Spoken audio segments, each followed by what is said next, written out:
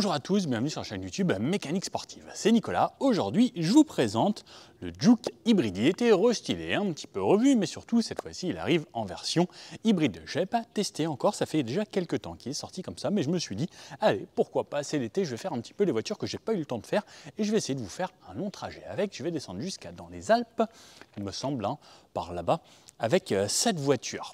Je vais vous la présenter.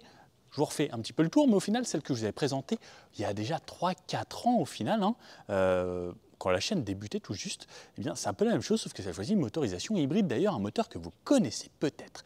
Je vous redonne les caractéristiques de cette voiture et ensuite essai, on va voir ce que ça donne sur la route, les consommations et autres.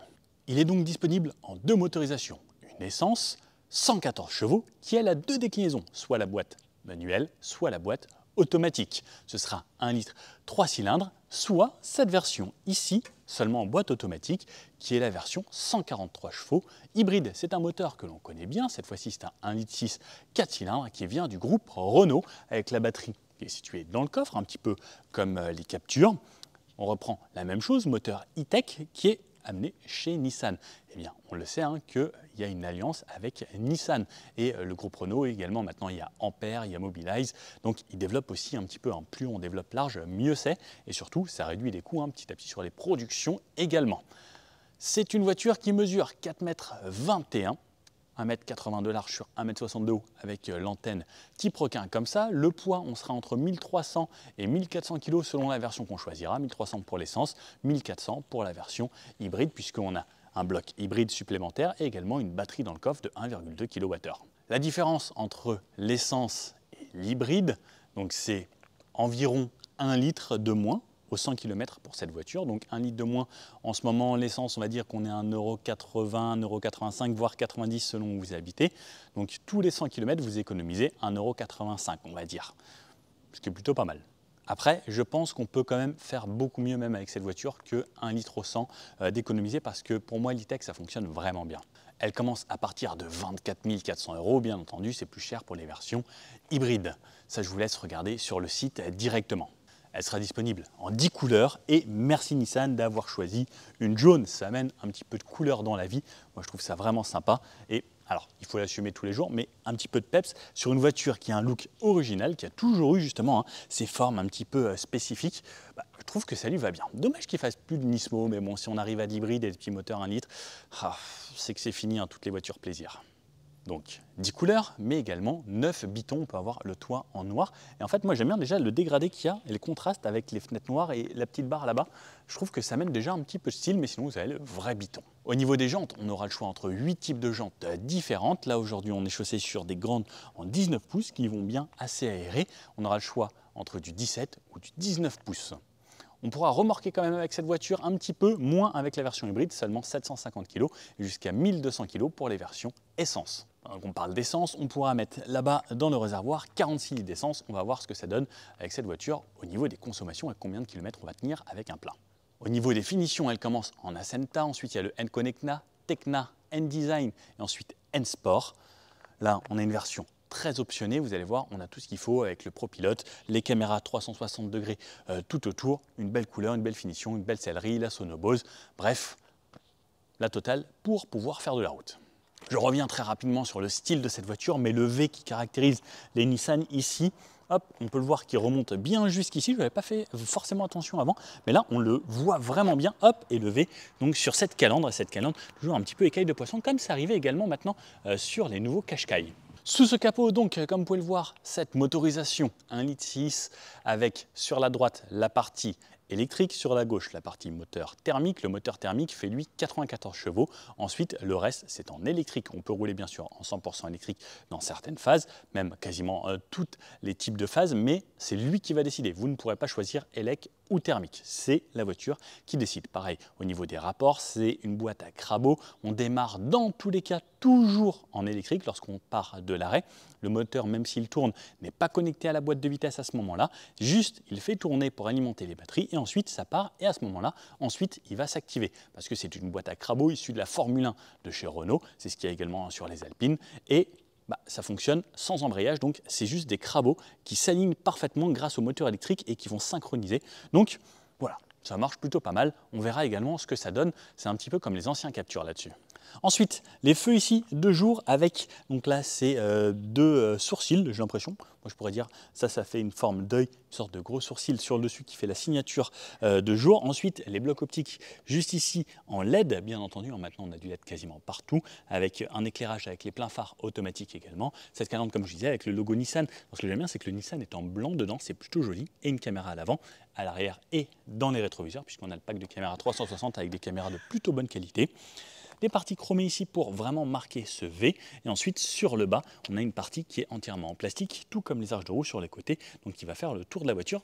Et ça, c'est assez basique, c'est pas peint. S'il avait été peint, j'avoue que ça aurait été un petit peu plus joli avec le beau noir comme ça, là. Ça aurait été un petit peu plus sympa. Sur le côté, on reprend donc le plastique ici, mais entre le plastique là et là, il n'est pas vraiment exactement pareil. Celui-là est un petit peu plus mat que celui sur l'avant. Donc ça fait une petite différenciation entre la lame et les arches de roue. Et non, là c'est le même par contre que les arches de roue. Donc ça pour donner le côté plus SUV, baroudeur et autres, même si ça va plus être un baroudeur de la ville. Donc on fait tout le tour, ça c'est tous les SUV quasiment. La trappe essence, donc 46 litres comme je vous disais ici. Des grandes jantes en 19 qui remplissent bien. On a des Ventus S1 Evo 3 là, sur cette voiture. Je pense que ça devrait plutôt bien gripper. Et une ligne forte là, qui part du feu ici, qui vient retraverser jusqu'à la portière là-bas, qui pose également la voiture. Ce que j'aime bien, c'est qu'ils ont repris la poignée ici, directement dans la fenêtre arrière. Donc elle n'est pas apparente comme une poignée qui frigo qu'on le retrouve à cet endroit-là. Le petit badge hybride sur le côté pour nous rappeler qu'on a pris une version hybride, qu'on essaye de faire de l'écologie pour la planète. Mais surtout, je trouve ça beaucoup plus agréable également. Les joints en haut ici en noir, des parties noires. Et donc ce contraste se fait super bien avec une voiture colorée. Plutôt que si vous la preniez grise, ce serait moins rigolo. Une rouge, une jaune comme ça. C'est plus cool quand même. J'essaye de vous pousser tous un petit peu en France à prendre des voitures colorées. C'est un peu trop triste notre pays. Enfin, je dis ça, mais des fois, je suis parti dans d'autres pays, ils n'ont que des voitures blanches. C'est pas forcément mieux. Un petit coup de 3/4 arrière, on connaît bien forcément le Juke avec cette partie plane ici et ces parties très travaillées en 3D. Même ce bloc optique ici arrière, donc alors lui, il lui reste quand même quelques petites ampoules, par exemple le clignotant, mais c'est vraiment, ça ressort, on voit du travail et même là, cette partie ici, arche de roue sur l'arrière, eh bien, on voit qu'il y a vraiment une sacrée démarcation, là, quasiment d'une dizaine de centimètres qui ressort par rapport à la carrosserie. Et je trouve ça plutôt joli et intéressant. Et là, on repart donc sur le bouclier arrière, ici en plastique, donc qui est repris. Alors, il n'est pas exactement comme l'avant, lui, il reprend plutôt le côté. Ok. Sur l'arrière, donc toujours cette forme un peu coupée là, de SUV coupé. Heureusement qu'ils n'ont pas trop avancé pour ne pas trop gêner les passagers arrière. Bon, le look du Juke quoi. Sur l'arrière, l'antenne type requin, on n'est pas obligé d'avoir l'antenne ici, ça dépend des finitions. Un long béquet ici, teinté en noir, et vitre arrière surteintée selon votre finition également. Sur la version Ascenta, vous n'aurez pas tout ça, antenne de base et pas de vitre surteintée. L'essuie-glace, troisième feu stop intégré là-bas. Le Nissan en plein centre, pareil comme à l'avant avec du blanc à l'intérieur, c'est assez joli, ça le démarque bien. Caméra juste en dessous. Un arrière peint quasiment partout sauf les parties basses en plastique, le hybride rappelé, le Juke là-bas pour savoir ce que vous avez acheté, mais je pense que normalement tout le monde le reconnaîtra ce Nissan Juke. Je pense que ça aussi, ça joue énormément sur la personnalité d'une voiture, un design totalement à part, tout le monde sait que c'est un Juke. Au niveau du coffre, alors là comme on est sur la version hybride, c'est la version avec le plus petit coffre. On a quand même le choix de rehausser le plancher ou de l'abaisser, donc on peut enlever cette partie carrément pour gagner encore quelques petits centimètres, pour certains ça peut jouer, ou le mettre sur 2 niveaux par exemple pour ranger des choses en dessous. Tout en dessous, on retrouvera le kit anti-crevaison ici, on peut voir qu'il n'y a pas de galette, et la banquette qui se rabat en 2 tiers, 1 tiers avec les fixations top taser isofix sur les 2 sièges à l'arrière. Au niveau du coffre, donc au niveau du volume, 422 litres pour les versions essence traditionnelle et 354 litres seulement pour les versions hybrides comme aujourd'hui. Pourquoi c'est plus petit? Parce qu'on a notre pack de batterie situé en dessous, donc forcément eh bien, ça encombre un petit peu. Alors, 354 litres. Voilà. Pour vous faire une idée. Nico tient un petit peu dedans. Normalement, je vais mettre quelques autres bagages aussi à l'intérieur. Je vous ferai une petite photo vidéo. Place ici en dur, un éclairage là, petit crochet et petit crochet là pour accrocher vos sacs de course. Puis je vous emmène découvrir les places arrière. Alors au niveau des places arrière, poignée donc en hauteur sur la portière est assez légère. Au niveau de l'ouverture, ça va. Je me glisse ici à l'intérieur. Oh, j'arrive dans une banquette ici qui est plutôt moelleuse au niveau de l'assise. Pas mal. Portière alors, avec le haut ici en plastique dur avec le bas. On a juste au niveau de la coudoir une petite partie comme cette sellerie, un poil moussé. On est dans un intérieur par contre très sombre, tout est noir, j'adore l'extérieur donc c'est très coloré, par contre l'intérieur c'est sombre, noir vraiment. J'aurais bien aimé peut-être un intérieur un poil plus clair. Après c'est vrai que le jaune et noir ça contraste très bien, c'est pour ça que les abeilles sont comme ça leur va très bien aussi. Donc Nicolas 1,80 m. Alors la banquette m'amène un petit peu en arrière, elle est assez longue ici, donc moi je suis grand. Si je tends un peu les jambes, ça va, ça me fait un bon appui au niveau des cuisses et je peux passer mes pieds sous le siège. Par contre là de ce côté-là, on ne pourra pas passer ses pieds en dessous du siège parce qu'il y a un petit truc électronique qui bloque un petit peu. Au niveau de la tête, ça va, donc 1,80 m comme je vous disais. Les fenêtres sont assez petites, mais j'ai quand même une bonne visibilité parce qu'elles sont assez loin. Par exemple, le CHR, j'aime pas du tout, c'est vraiment petit, c'est étroit, on ne se sent pas bien. Là, ça va un petit peu mieux. En face de moi, j'ai une grosse partie ici avec la Sono Bose donc qui intègre une sorte de casque posé ici avec un trou directement à l'intérieur. On a les deux aumônières ici à l'arrière, donc deux grandes poches. Ce qui est bien, c'est que les pieds ont vraiment de la place en dessous. Sono Bose également, donc là avec une imitation carbone au niveau du rond. Au niveau de l'assise, alors le dossier est un petit peu incliné en arrière. Je vais relever mon appuie-tête ici. Appuie-tête un petit peu ferme, mais on est franchement pas mal. Au niveau du maintien, alors peu de maintien latéral, par contre même le dossier assez moussé. Banquette, on dirait un petit peu un truc américain, c'est vraiment très à plat ici. C'est légèrement creusé, mais niveau maintien, à voir. Poignée, 3 poignées sauf le conducteur. Bon, on n'est pas trop mal. Voyons cette place du milieu qui est la 5e place, qui intègre donc sa ceinture directement sur la banquette ici. Hop, j'enjambe bien un petit tunnel central là. Alors lorsque je suis assis au milieu, alors ok, là c'est beaucoup moins confortable parce que sur l'arrière, on sent une petite barre ici qui est plus ferme.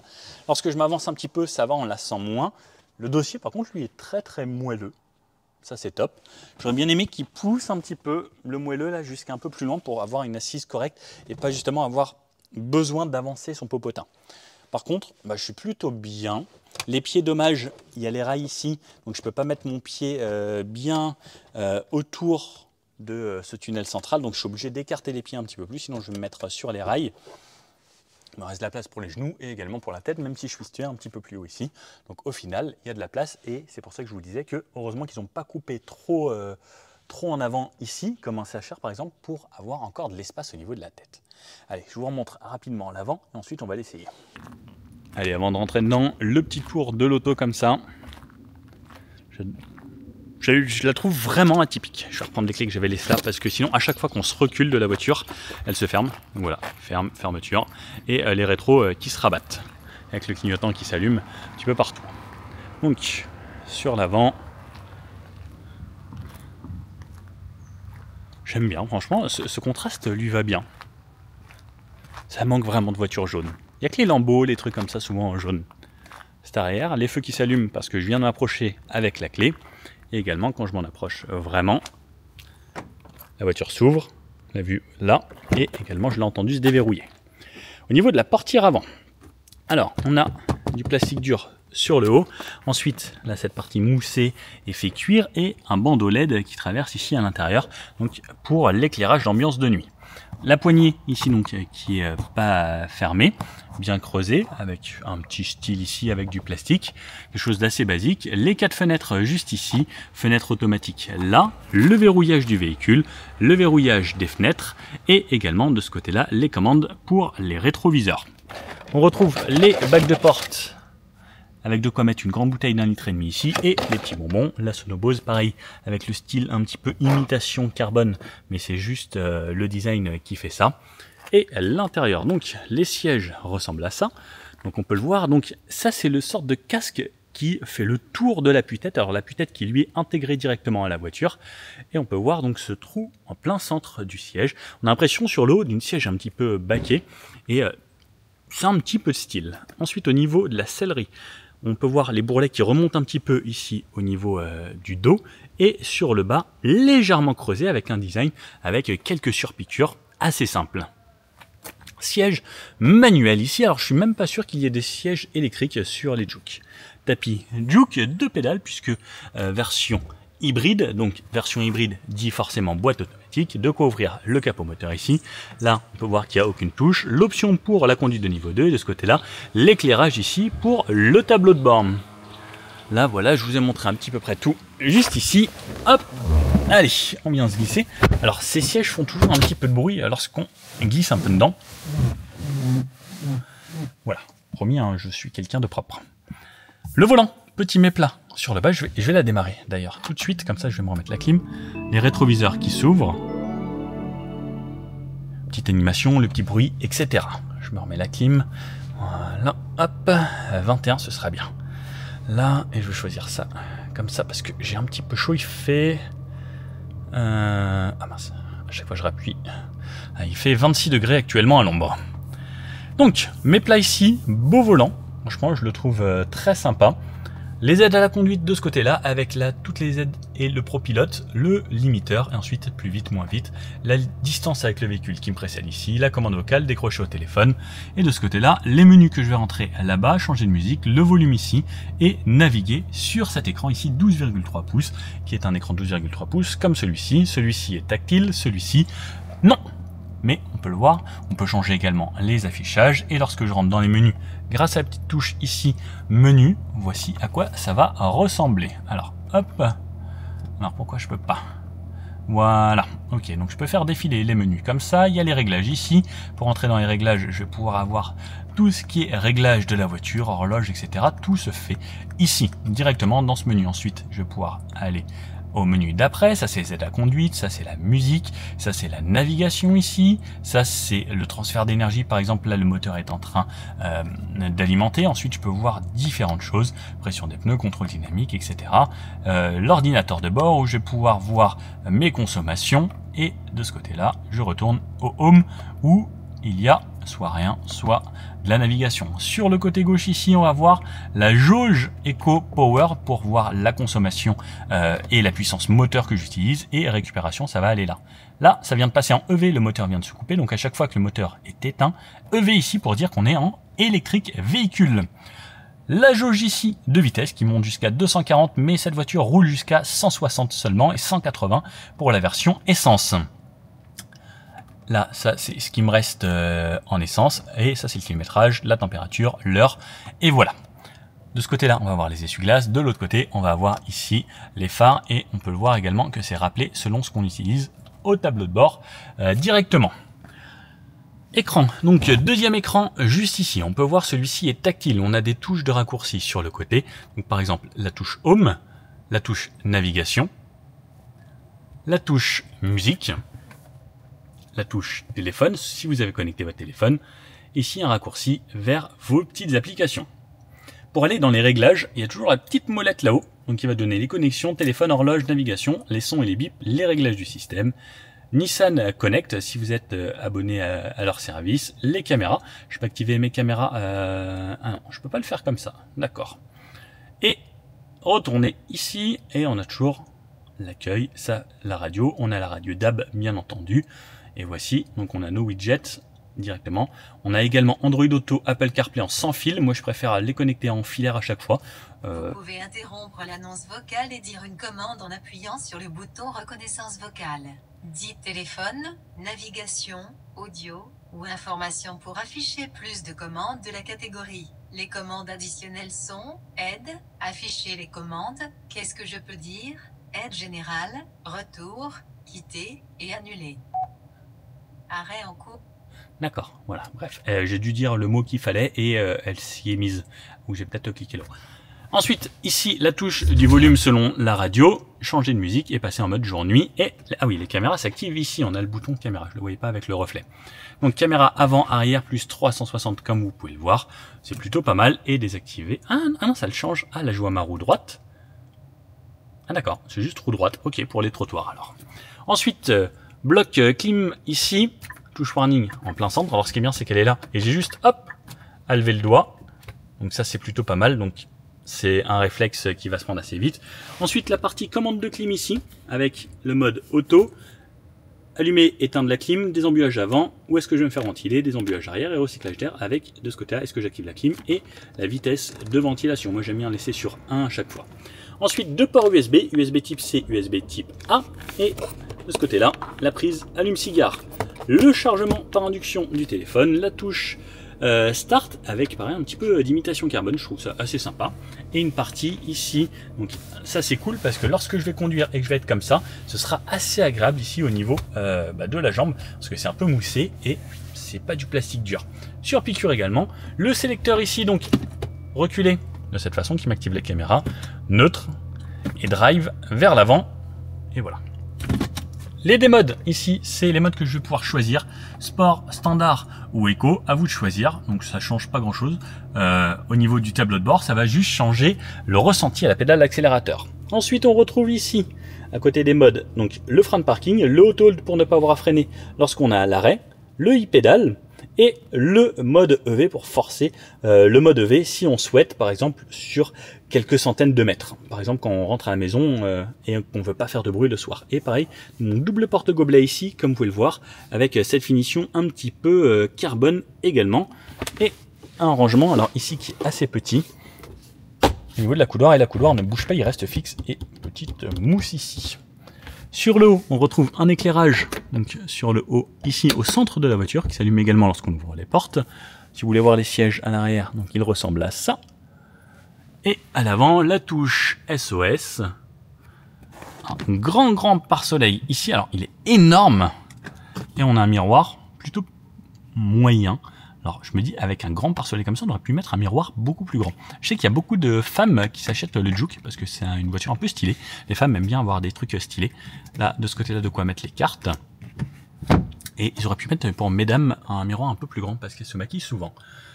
Le miroir ici, avec bord assez fin et pareil, l'épaisseur ici et au feeling, il est assez agréable à bouger et sans bord, donc ça c'est plutôt joli.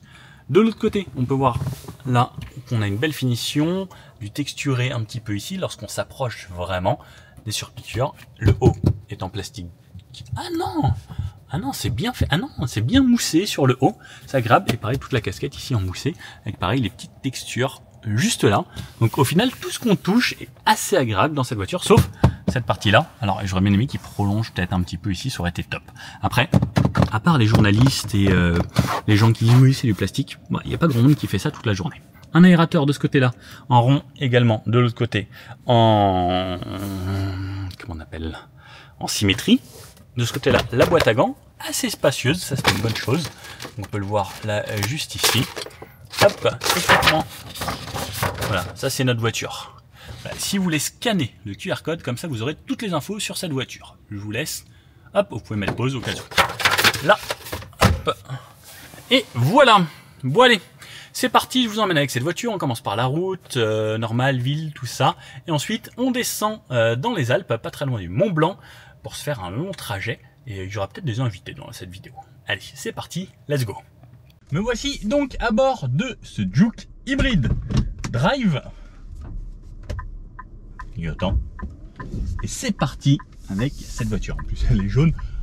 Là, on va me repérer sur la route. Mais moi, j'adore parce que justement, ça amène du peps, ça amène du cool dans la vie, de la couleur. J'ai mon CarPlay, mon Android Auto. L'écran est très grand. C'est plutôt plaisant. Le côté hybride, ça également, c'est quelque chose de très agréable. Pouvoir rouler comme ça en ville avec une grosse partie en électrique, ça reste un vrai plus. J'ai pas remis toutes mes consos à zéro, tiens, elles sont où les consos? Transfert d'énergie, là, là, on remet tout à zéro, il y avait une moyenne à 13, voilà, parce que, hop, confirmer réinitialisation, tout, normalement j'ai tout mis, conso, oui, je réinitialise tout, il n'y a personne ici, vitesse moyenne, on réinitialise tout, distance parcourue, oui, on réinitialise tout, et là, on est bon. Allez, c'est parti, comme ça, je vais vous faire un vrai, une vraie idée de la conso. Hop. Alors, comme je vous dis, lorsqu'on est en ville, il y a un gros côté agréable parce qu'on va rouler assez souvent en élec. Dans tous les cas, le moteur élec va assister quasiment tout le temps et ça démarre toujours en élec la plupart du temps lorsqu'on est à l'arrêt. À chaque fois qu'on freine, ça va recharger. Donc là, par exemple, hop, je recharge. Même si le moteur est démarré, ça recharge quand même. En même temps, le moteur lui recharge pendant qu'il tourne et en même temps au freinage. Ce moteur, on le connaît, hein. C'est assez agréable. Même au passage de rapport. Allez, allez, allez. Ah. Il veut pas passer le rapport. Voilà, ça y est. Alors, ce moteur, il est assez spécifique parce que des fois, il essaye d'aller sur des plages de régime un petit peu plus hautes pour pouvoir avoir justement le meilleur taux de rendement pour pouvoir recharger la batterie le plus rapidement possible et ensuite le couper le plus rapidement possible. Et tout ça en consommant le minimum parce que des fois, il faut savoir que même si ça tourne un peu plus haut, eh ben, ça consomme moins que s'il forçait bas dans les tours. Là, le moteur tourne, par exemple, je suis à 55. C'est assez silencieux, là il vient de se couper. Quand je ralentis, j'entends légèrement un petit bruit de moteur électrique qui est en train de recréer de l'énergie. Et ensuite, plus bas, c'est discret. Et en dessous de 30 km/h, si on y prête vraiment attention, on entend un petit peu le bruit piéton. Mais là, c'est parce que j'ai absolument aucune musique. Et moi, j'ai l'oreille vraiment très affûtée parce que j'essaye vraiment énormément de voitures. Après, dans cet intérieur, on est quand même bien. Ces sièges sont agréables. Ils sont bien enveloppants. L'appui-tête est juste un petit peu dur, par contre, j'avoue. C'est joli. On a la Sonobose ici. Alors moi, je suis pas très fan de ça. Hop, hors démarrage, je redémarre en élec. Et ça, c'est le côté quand même très cool également de cette voiture. On a les aides à la conduite ici. Je peux activer si je veux. Hop, et je set. Je le mets en cruise. Hop là, 50 km/h. Et là, c'est la voiture qui roule. Notre régulateur adaptatif, la conduite de niveau 2. On a beaucoup d'aides à la conduite dispo sur cette voiture. Et je trouve ça plutôt pas mal parce que je vais faire beaucoup de routes. Et donc, moi, par exemple, sur l'autoroute, conduire, c'est pas forcément mon délire parce que il n'y a rien à faire. Donc, je laisserai la voiture conduire d'elle-même. Hop, ça, à l'arrêt.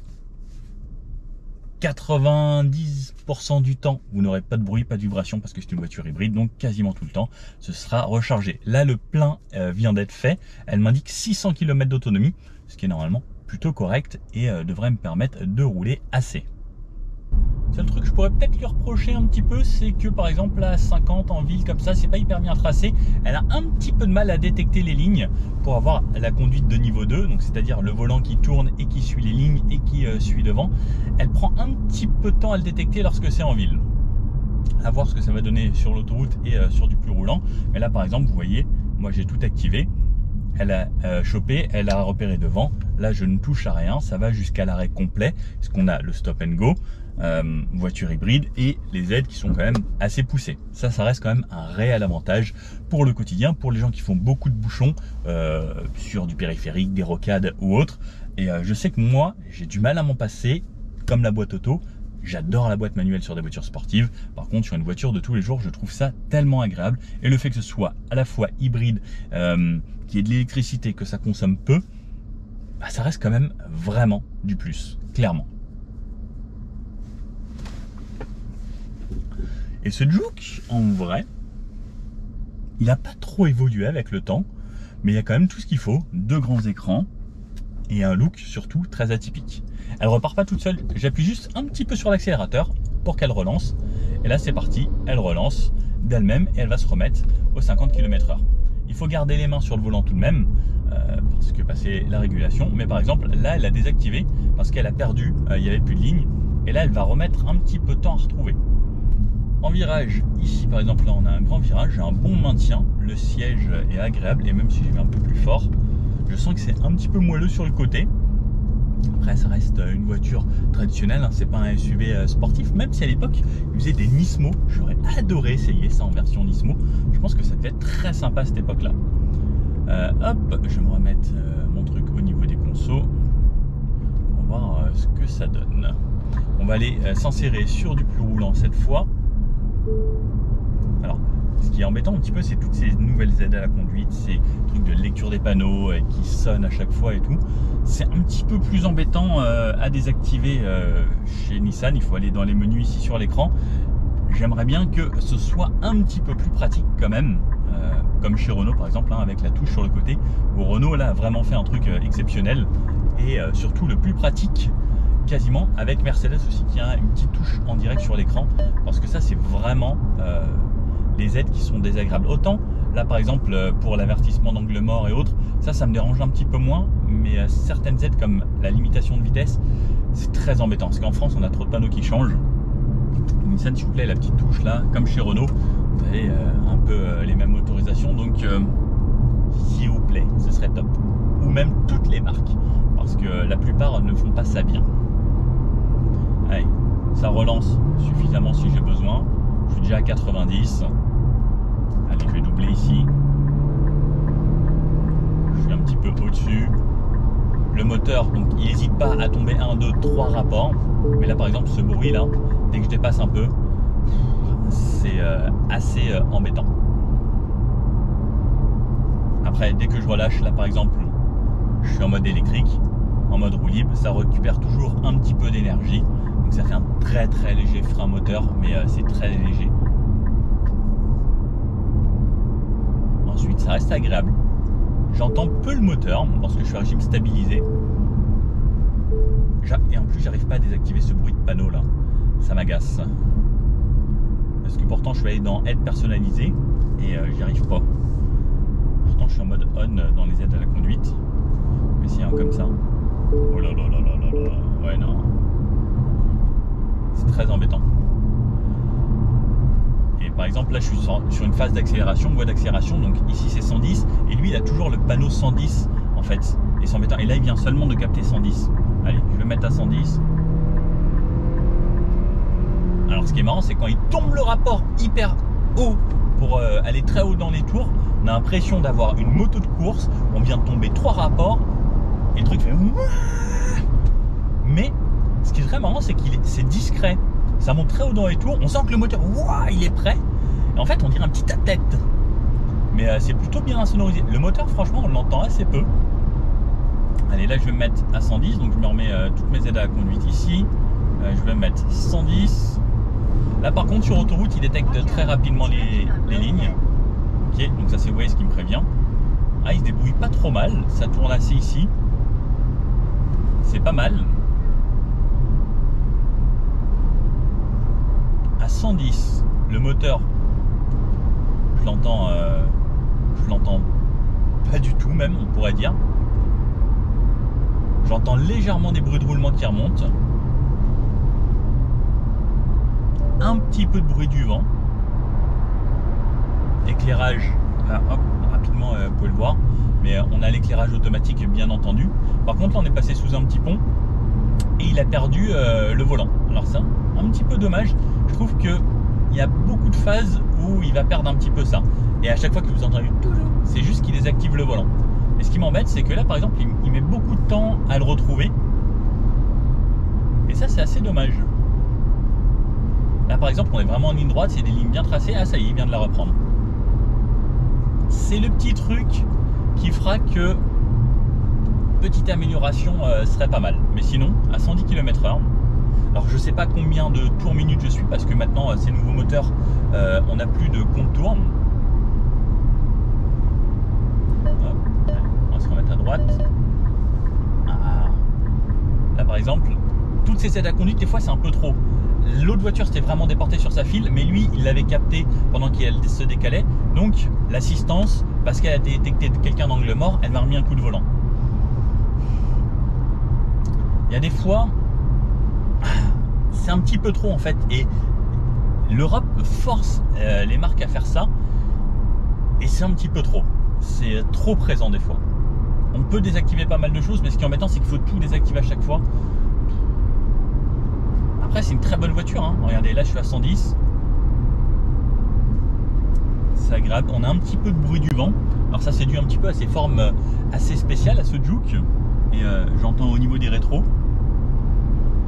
Après pour 110 km/h c'est vraiment cool. Je vais vous faire une grosse partie à 130 et comme je dis en fait là je descends jusqu'à dans les Alpes de Paris avec, donc on va lui mettre je pense plus de 1000 km.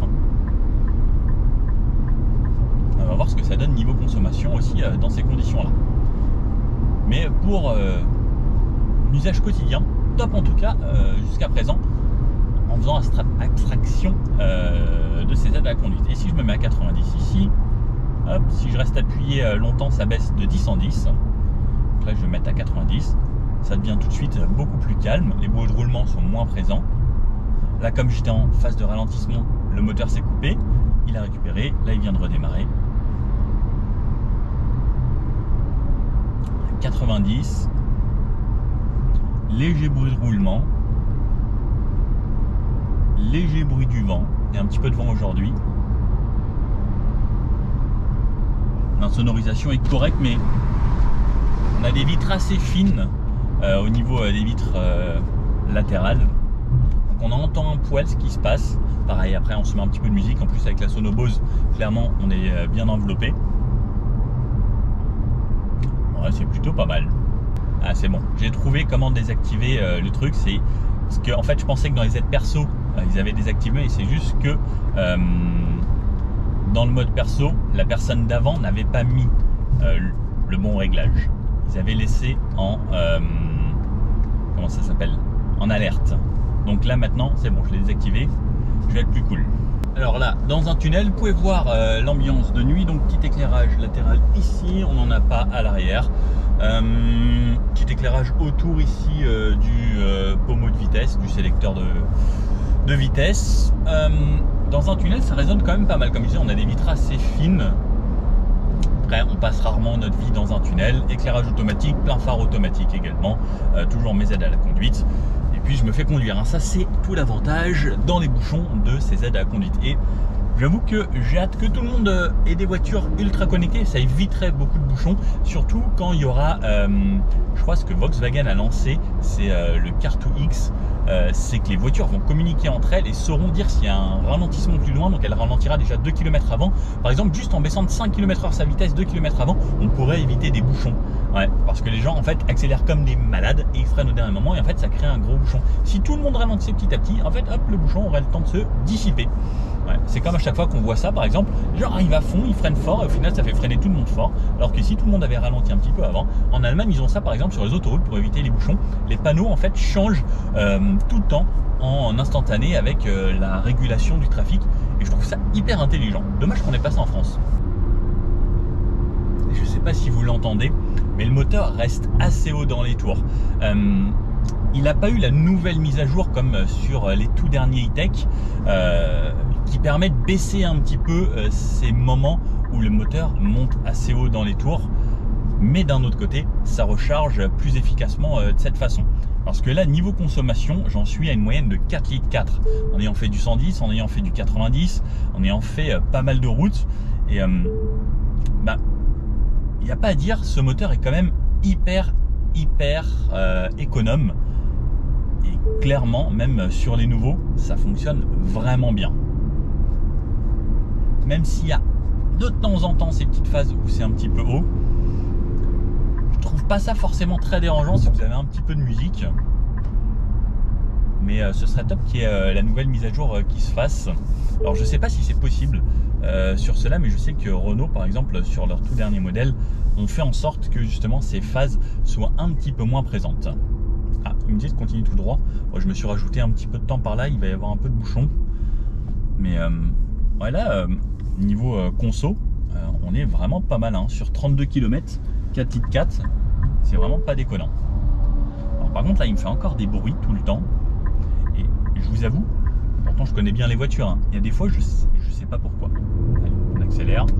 143 chevaux, ça relance suffisamment. On n'a clairement pas besoin de plus et si besoin. C'est plutôt pas mal. Alors ça se tut, je sais pourquoi. Ah, lui, il essaye de me faire un gros bouchon par là-bas ou pas? Qu'est-ce qui se passe? Je sais pas pourquoi il essaye de me faire esquiver tout le temps. Non, de toute façon, je dois aller là-bas. J'ai des trucs à acheter par là-bas. Bon, on continue. On verra les consos sur du plus long terme. Je continue encore un petit peu.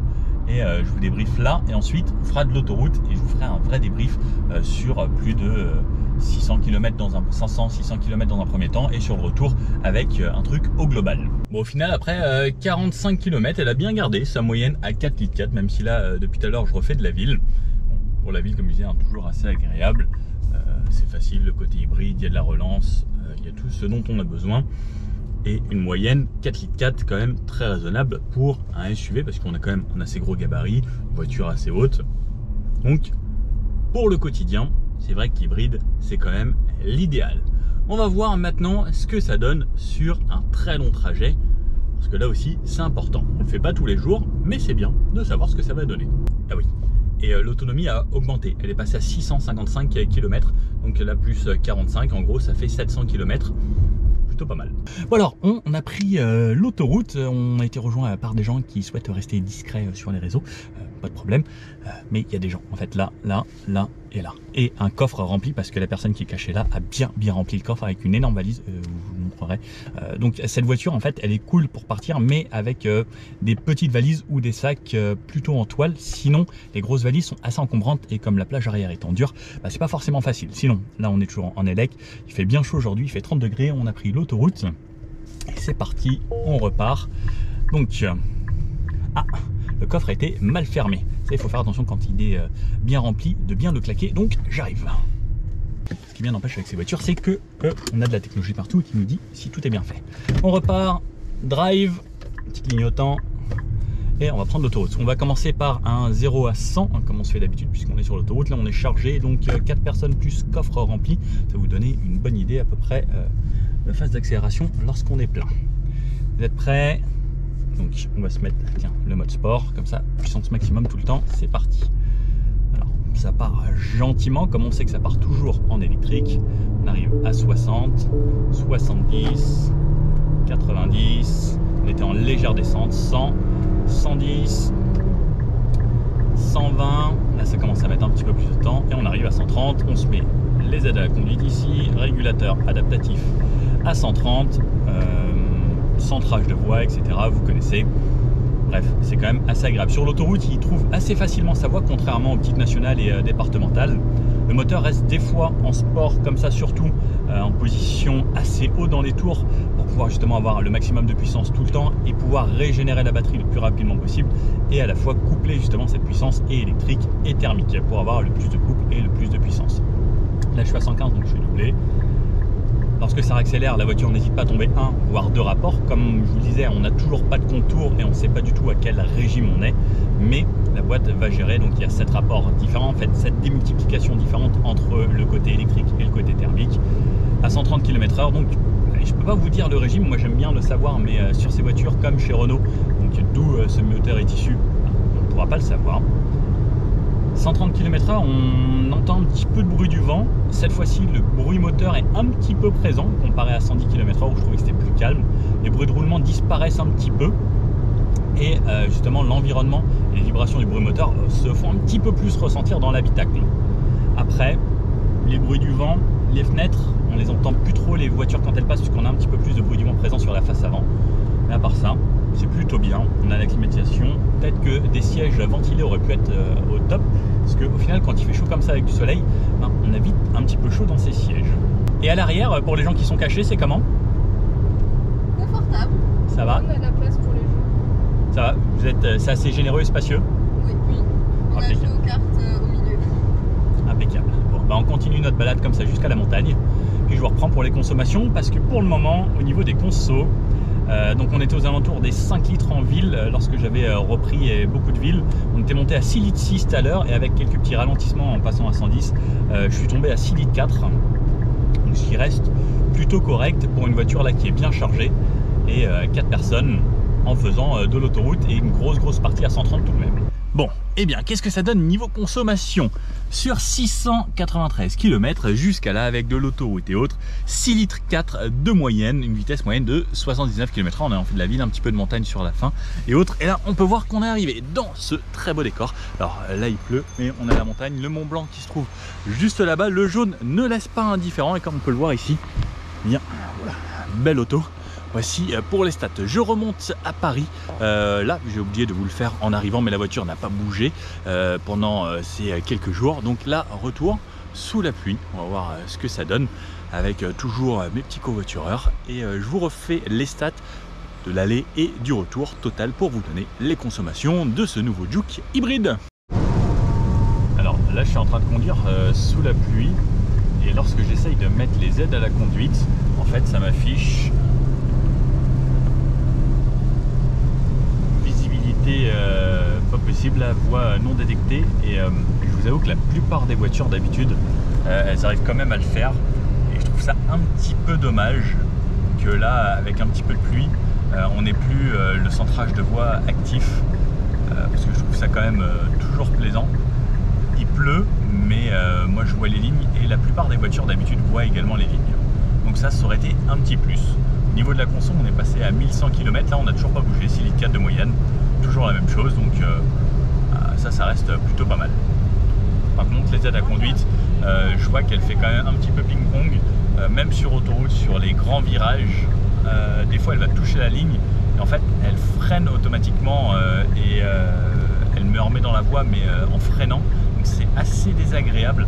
Donc ces aides à la conduite sont un petit peu mal calibrées et ça j'aurais bien aimé que ce soit un petit peu mieux quand même. Parce qu'on est quand même en 2024 quoi. Bon alors, après être rentré et avoir fait 1284 km, une moyenne à 6 litres 4 au total, ce qui est vraiment pas mal. Ça n'a pas évolué à l'aller comme au retour. Donc voilà, voiture plutôt sympa. J'adore beaucoup le look. Au niveau des aides à la conduite, j'aurais bien aimé une petite amélioration quand même pour vous faire là sur ce débrief. Qu'est-ce qu'on pourrait dire d'autre? Après, niveau info divertissement, tout ça, il y a vraiment tout ce qu'il faut. Ça aurait juste mérité, comme je dis, peut-être un petit peu d'upgrade pour que ce soit parfait sur les aides à la conduite. Sinon, CarPlay, Android Auto, les aides à la conduite, centrage de voix, etc. Tout est là. C'est plutôt plaisant. Le fait que ce soit tout numérique, assez agréable. Au niveau de la consommation, c'est pareil. On est plutôt sur de bonnes statistiques. Boîte automatique, ça reste un plaisir. Et puis voilà, hein, ça roule plutôt bien, châssis assez dynamique. Je ne vous ai pas fait dans la vidéo puisque j'avais du monde, mais j'ai pu réessayer à un moment.